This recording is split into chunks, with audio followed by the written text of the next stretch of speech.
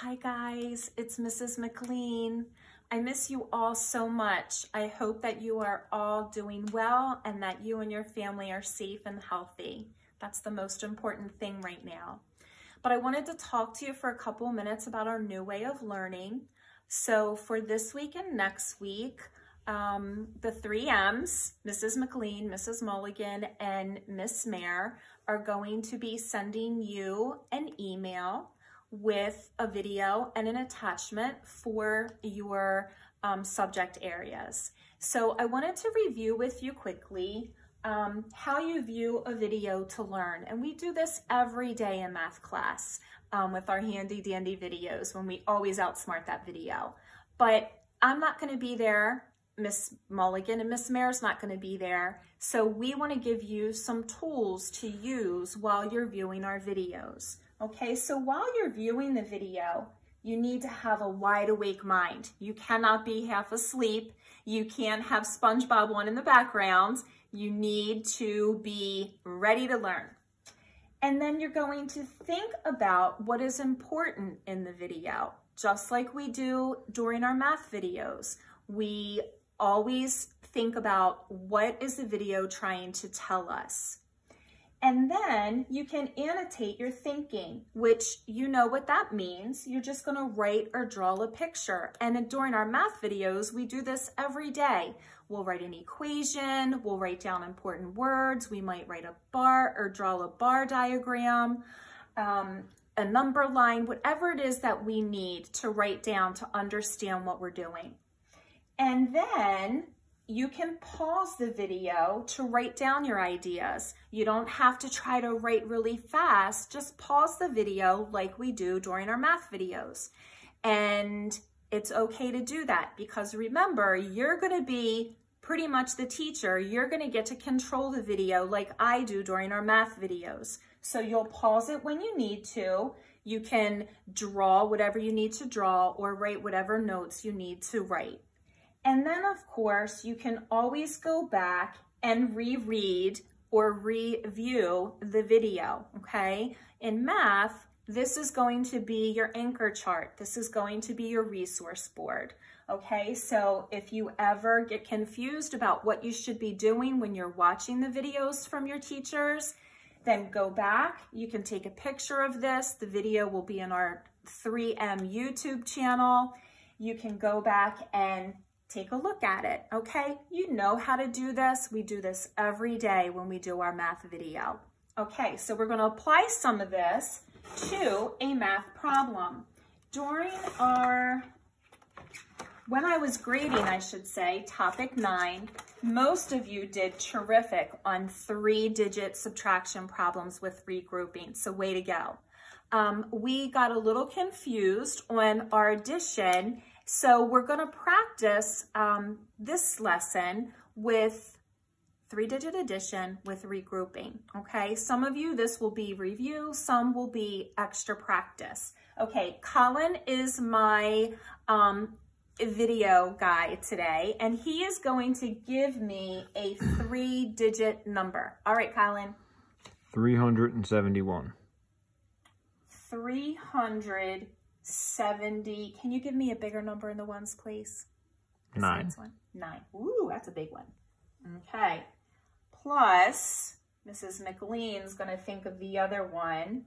I'm going to say 437. There's the 37, my favorite number. Why is 37 my favorite number? You're right, because it was Colin's lacrosse number and Drew's lacrosse number. And we're very sad because lacrosse is canceled. It's very strange. The first time in years that we have not been on a lacrosse field, and we are missing it. Okay, when we start adding or subtracting, what place value do we always start in, no matter what? You're right, it is the ones place, okay? Mrs. McLean is going to write up here the place value just so you can remember in case you forgot. We've been out of school for a while. Okay, after ones place comes the tens place. Good. And then next comes the hundredths place. Excellent. Okay. In school, we drew lines down to help keep the place values separated, and we're going to do that now. And I'm sorry my lines aren't quite straight, but that's okay. So we are going to start in the ones place and add 9 bananas and 7 bananas, okay? So start with the bigger number in your brain, 9, count 7 up, 9, 10, 11, 12, 13, 14, 15, 16. Can 16 live in the ones place? No, friends. Only the ones can live in the ones place. So 6 is going to stay in the ones, and we have to carry the 10 over to the tens place.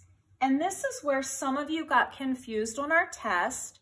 Some of you were regrouping by taking a 10 and adding a 10 to the ones place, but we only do that in subtraction, okay? So in addition, we put the 10 in the tens place, and when we add the tens, we have to include that. We're starting with the bigger number in our brain. 7 plus 3 is 10, plus 1 more is 11. 11 tens cannot live in the tens place. So we're going to put the 1 in the tens place and then carry the 100 over to the hundreds place.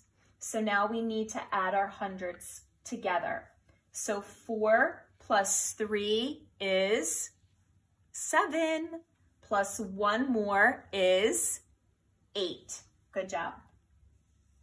Okay, friends, 379 plus 437 is 816, okay? Remember, when we are adding, okay, when we are adding, we are not borrowing a 10 and putting it in the ones. When we're adding, we're going to carry a 10 over if we have a 10. Then we're going to carry 100 over if we need to. Important to remember, do not forget to add the one that you carry over, okay? Because if you forget it, is your sum going to be correct? No, okay? Make sure you are adding every single number that you carry over, okay? I know you're going to do great when you're practicing your problems. If you have any questions, I will be available to help you every afternoon between 12 and 3, okay? You have my email address.